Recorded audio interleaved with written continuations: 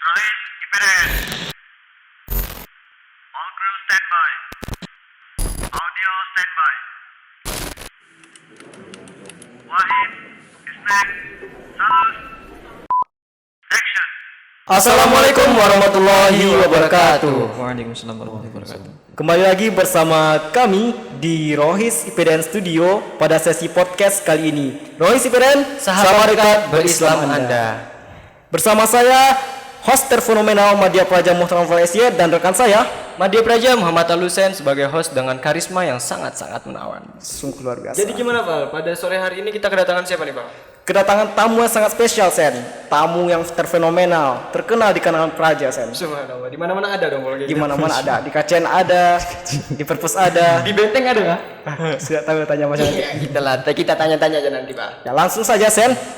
Yang pertama, Mas Adam Maulana sebagai Kepala Dinas Kerohanian dan Mas Izar Nurfala sebagai Kepala Bidang Kerohanian Islam asal pendaftaran dari Jawa Timur.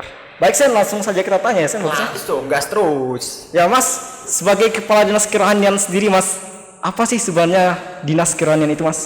Oke, ini perlu dijelaskan secara luas atau pendek nih? Ya Secara- bagusnya sih secara luas Mas, tapi karena kita sebagai Waktu praja ya, San? waktunya terbatas.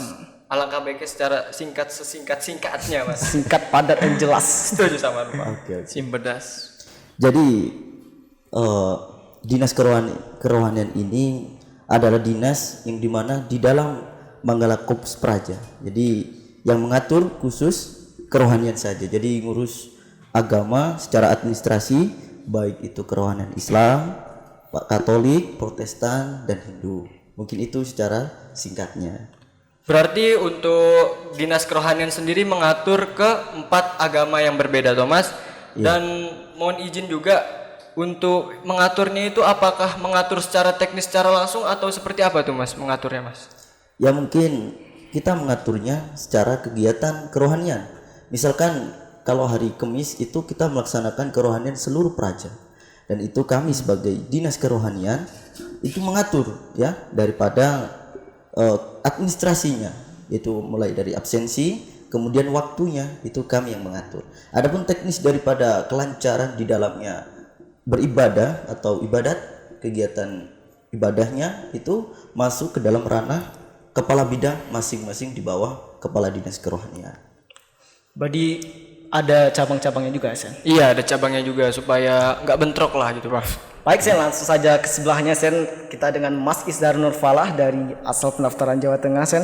Jadi Mas sebagai Kepala Bidang Kerohanian Islam sendiri, Mas, apa sih Kepala Bidang Kerohanian Islam atau Rohis ini, Mas?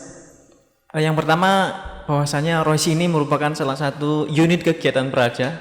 Secara administrasi organisasi merupakan naungan dari Dinas Kerohanian Manggala Korps Praja, atau dalam pelaksanaannya itu sebagai pelaksana lapangan kerohanian Islam seperti itu khususnya. Berarti mengurusi kerohanian Islam. Iya, seperti itu. Mengurus ini dalam arti seperti apa Mas? Mengurus kah, mewajibkan kah, atau seperti apa gitu Mas? Memastikan orang-orang supaya beribadah atau seperti apa tuh Mas? Lebih tepatnya Mas. Oke, mengurus dalam hal ini adalah memfasilitasi kegiatan kerohanian praja seperti yang disampaikan oleh Mas Adam tadi sebagai Kepala Dinas Kerohanian, bahwasanya kami sebagai pelaksana lapangan kerohanian masing-masing agama. Untuk Islam berarti kegiatan kerohanian setiap Kamis malam dan Senin malam itu di masjid, atau dalam hal ini secara COVID atau PPKM secara daring seperti itu. Berarti tugasnya lebih ke memfasilitasi, dan jikalau ada yang mantul-mantul itu sudah bukan dari tanggung jawab Rohis toh Mas. Bukan. Itu tergantung ke Iya, pribadi ya. masing-masing. Kemudian kegiatan yang lain lagi termasuk fasilitasi dalam hal kegiatan buka puasa Senin Kamis, kemudian kegiatan pengembangan minat dan bakat melalui kegiatan yang dilakukan oleh bidang-bidang masing-masing seperti qiro, kemudian tilawah dan lain sebagainya seperti itu. Seperti itu ya, Mas. Baik, langsung saja kembali ke Mas Adam, Mas. Kan Mas bilang tadi, Mas, Dinas Kerohanian ini mengurus segala agama yang ada di PDN, Mas. Ya, kan ada agama Islam, Katolik, Protestan, dan Hindu, Mas. Sebagai Kepala Dinas Kerohanian sendiri, Mas, apa sih strategi yang Mas atur, Mas, agar bisa terkonsentrasi ke 4 agama tersebut, Mas? Oh iya, kenapa 4? Sebetulnya kan ada Ada 5. Lima ya, Mas. Ya, 5 kan. ada Buddha satunya. Cuman di IBDN ini cuman ada 4 gitu. Kenapa tuh mas? Nggak ada mas yang Buddha? Ya itu tanya kepada teman-temannya yang Buddha kenapa nggak dia daftar di PDN gitu kan? Siap mas. Iya. Oke ya, ini tadi bahas apa? Strategi mas. Strategi. Kalau bicara tentang strategi di dalam dinas kerohanian, ini kami adalah istilahnya itu lidahnya daripada pimpinan kita di bawah, yaitu subak kerohanian mental praja, ya. Kita di bawah subak tersebut, kemudian kami menyampaikan kepada masing-masing kepala bidang. Nah, di sini inilah tugas saya sebagai penyambung daripada teman-teman kepala bidang masing-masing agama itu kepada pimpinan. Apakah kegiatannya lancar? Itu saya memastikannya kepada kepala bidang masing-masing agama tersebut. Mungkin itu strategi saya untuk mungkin lebih lancarnya kegiatan agama seperti itu. Berarti untuk strateginya sendiri mas lebih mengarahkan mas sebagai penyambung lidah dari Kasubag Kerohanian kepada kepala bidang masing-masing agama. Iya, betul. Lalu mas, kan mas tadi mengatur 4 agama ya mas? Iya, kalau di BDN. Mas mengatur 4 agama, selama mas menjabat mas, pernah nggak terjadi masalah konflik antar agama ini mas? Kalau konflik secara gara-gara agama, alhamdulillah selama ini tidak ada ya. Alhamdulillah. Itu kan sudah ditanamkan sejak dulu ya. Siap. Kita masuk di PDN tuh karena negara kita ya kan, kita perekat bangsa. Jadi Bineka. ya bineka, dan kita berdasar pada Pancasila. Jadi kalau Pancasila, bahwa dinas kerohanian ini menurut saya di atas, yaitu ketuhanan yang Maha Esa. Di sini kita mengatur daripada kegiatan kerohanian yang dimana penyambung daripada manusia ke Tuhan. Istilah kayak gitulah. Jadi ya mungkin cukuplah seperti itulah. Toleransi berarti. Toleransi, iya betul. Dan berbicara tentang toleransi nih mas, khususnya di agama Islam sendiri, mungkin ini pertanyaan paling pas untuk Mas Izarfa. Ya betul. Di Islam sendiri kan kita tahu Islam tuh banyak pemahaman ya mas. Islam tuh berbeda-beda pemahaman ya. Pemahaman. Lantas strategi apa yang nih mas lakukan supaya tetap kerohanian Islam berjalan tanpa adanya perselisihan antar paham Islam yang ada di Indonesia gitu mas? Oke, tentunya yang pertama bahwasanya saya kemudian kami rekan-rekan Rohis itu menanamkan bahwasanya perbedaan pendapat kalangan ulama itu umum. Kemudian yang kedua, kita di sini merupakan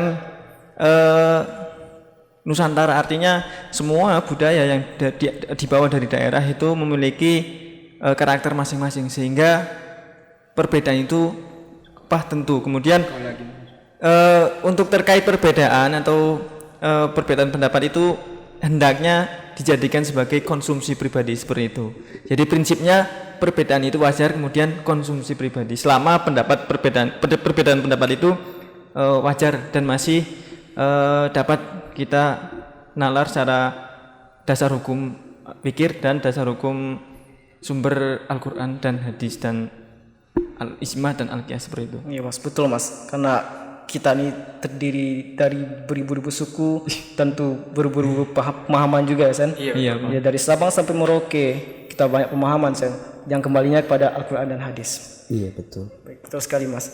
Lalu untuk Mas Adam sendiri mas, Iya, oke. Mas kan beragama Islam mas. Alhamdulillah ada masalah. Jadi Mas sebagai kepala dinas kerohanian mas mengatur 4 agama.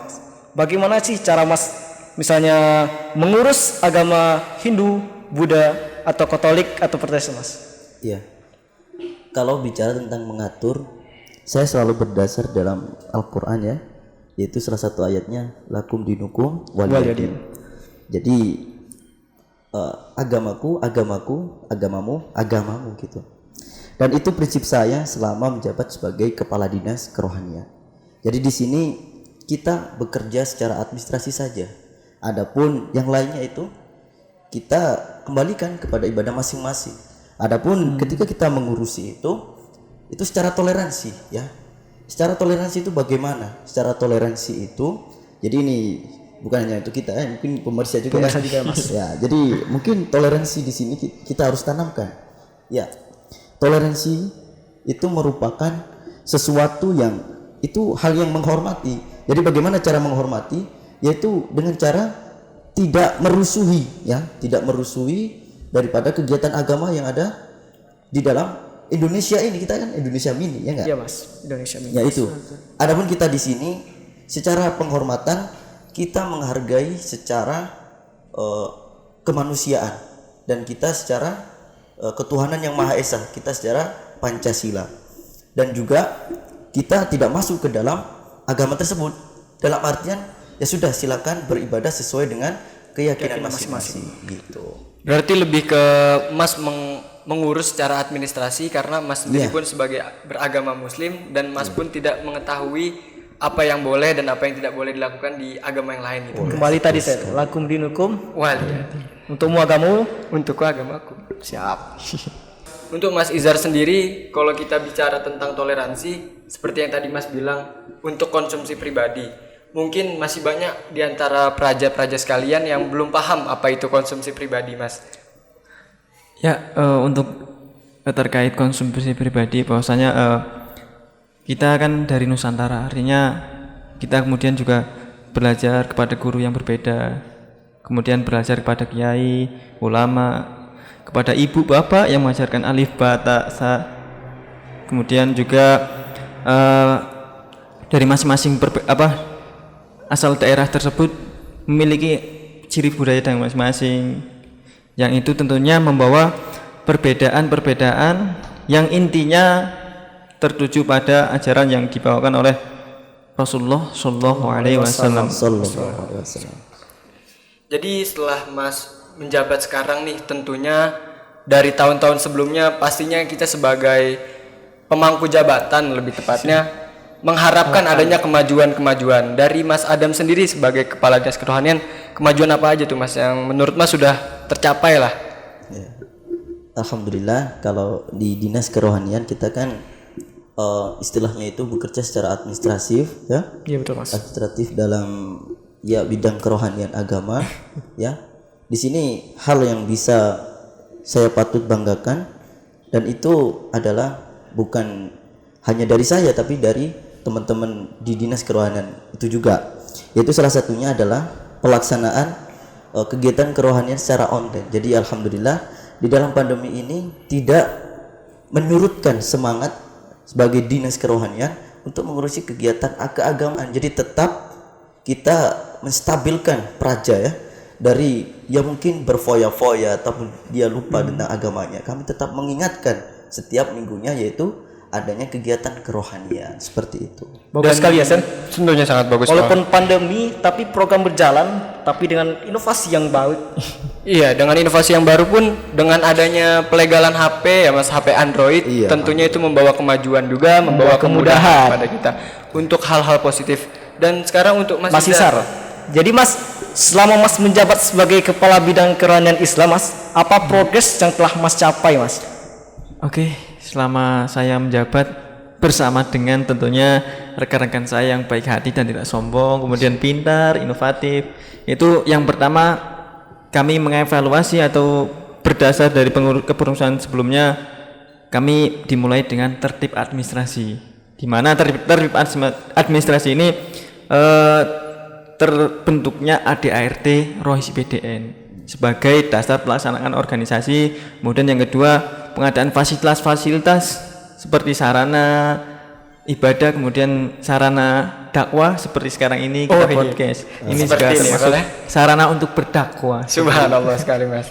Tentunya kita sebagai junior juga merasa bangga Mas, merasa terhormat kita bisa tampil pada episode pertama ya Sen. pelaksanaan podcast kali ini. Baik Mas, selanjutnya Mas, untuk generasi selanjutnya Mas, apa sih strategi yang Mas bentuk untuk membentuk kader dari Dinas Kerohanian sendiri Mas?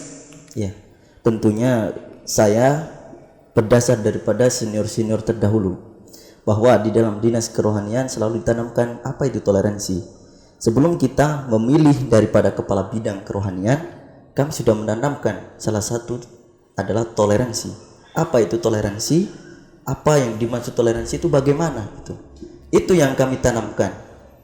Jadi pada intinya ketika saya menanamkan kepada teman-teman saya sebelum saya mengangkat sebagai kepala bidang, maka saya katakan bahwa toleransi itu dia ketika berjalannya agama, dia tidak merusuhi, kemudian dia tidak, istilahnya itu tidak menghiraukan, ya.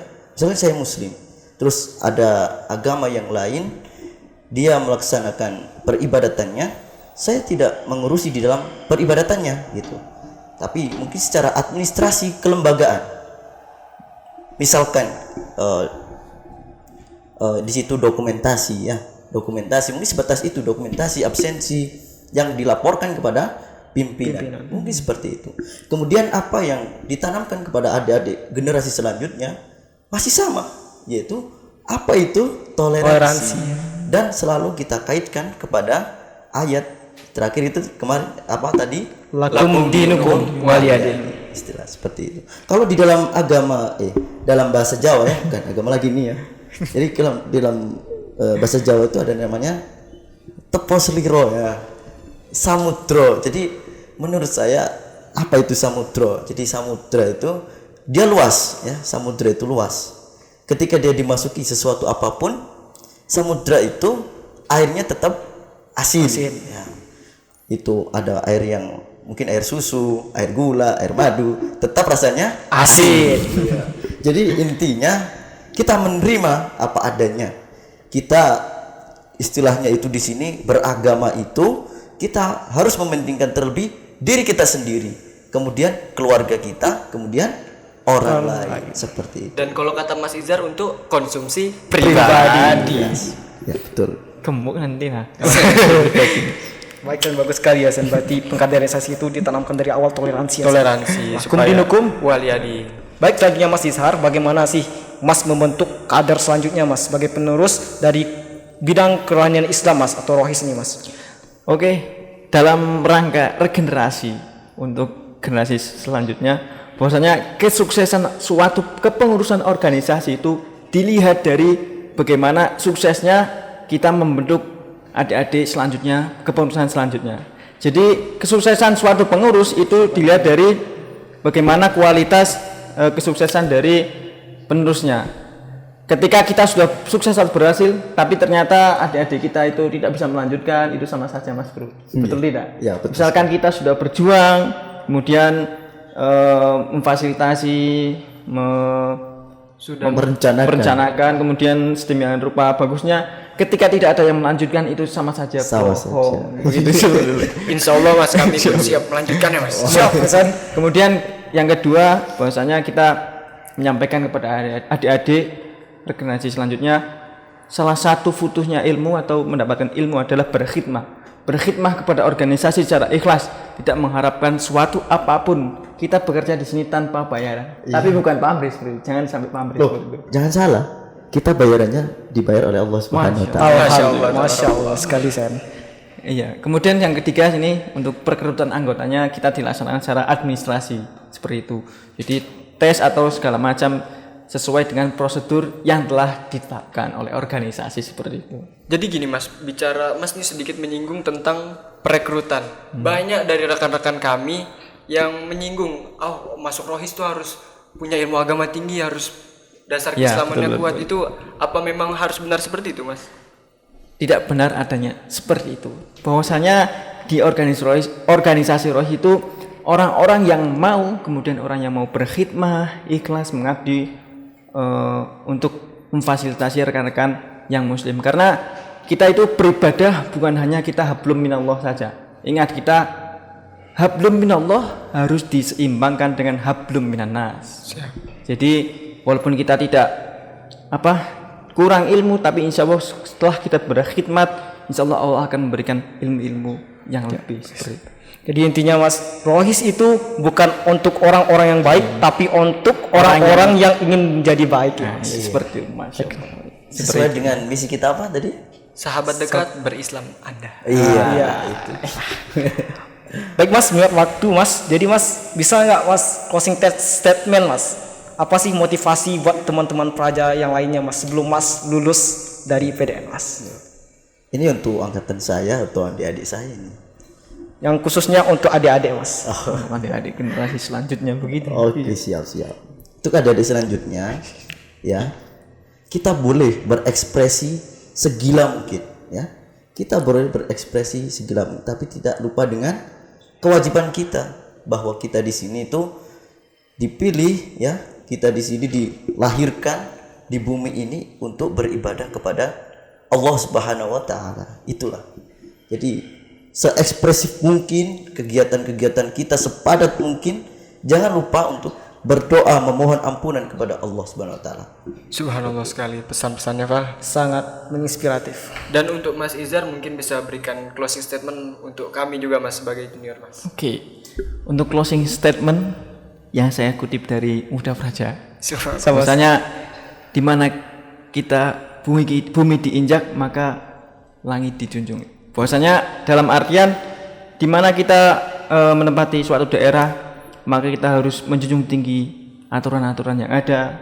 Kemudian kita tidak boleh semena-mena langsung bahwasanya ini salah, ini tidak benar, begitu, seperti itu. Kemudian yang kedua adalah selalu khairun nas anfa'uhum linnas. Artinya tuh Mas. Dimas. Sebaik-baik manusia adalah orang yang bermanfaat bagi orang lain. Jadi kita semestinya selalu berbuat baik. Minimal jika tidak bisa berbuat baik, kita tidak menciderai hati orang lain seperti itu. Ini ada tambahan dari saya ya. Oh, siap Mas, Mas. boleh Mas. Tambahan sampai terakhir enggak apa-apa. Enggak. Ini masalah closing itu buat seluruh manusia. Gitu. Seluruh Bukan hanya praja ini gitu. Jadi saya pernah ditanamkan oleh angkatan 25 itu Mangalapati. Itu jamu jati kendi. Itu yang Mas selalu tanamkan pada diri Mas. Itu dari Pak Samsul, Bapak Samsul Khairuddin. Iya, tapi karena saya itu pertama kali menerima itu dari Mangalapati, seperti itu ya. angkatan 25. Seperti itu. Saya masih ingat itu, dia mengatakan di balai room ya. Jamu jati kendi, jaga mulut, jaga hati, kendalikan diri. Insya Allah kalau kita berpedoman kepada itu, aman-aman saja insya Allah. Oke. Saya kira jamu kendil begitu. jamu kendil Ustaz. Iya. Baik Mas, dengan berakhirnya closing statement ya Sens. Iya, setelah berakhir Dari pembicaraan kita ini sangat banyak ilmu yang dapat kita dapatkan Mas, bermanfaat bagi kita, bagi pemirsa, yang terutama kepada pemirsa, banyak manfaat ilmu yang kita dapatkan. Baik Mas, mungkin kepada Mas, terima kasih atas closing statementnya. Terima kasih juga atas pengalamannya, sharing-sharingnya, sungguh ilmu-ilmunya sangat bermanfaat pada kami. Oke. Terima kasih atas kedatangannya. Masih mau disibukkan dengan kami kegiatan-kegiatan seperti ini, padahal sudah di ujung pendidikan nih Pak, yang harusnya santai-santai menunggu waktu PPM, dan mudah-mudahan kita doakan dari Mas Izar sendiri terpilih menjadi Astabrata 1. amin ya rabbal alamin. Amin.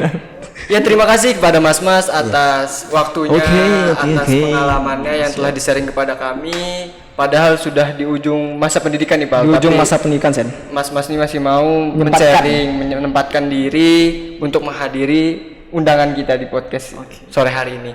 Dan terima kasih atas perhatiannya. Sampai jumpa lagi di episode selanjutnya. Rohis IPDN, sahabat dekat berislam Anda.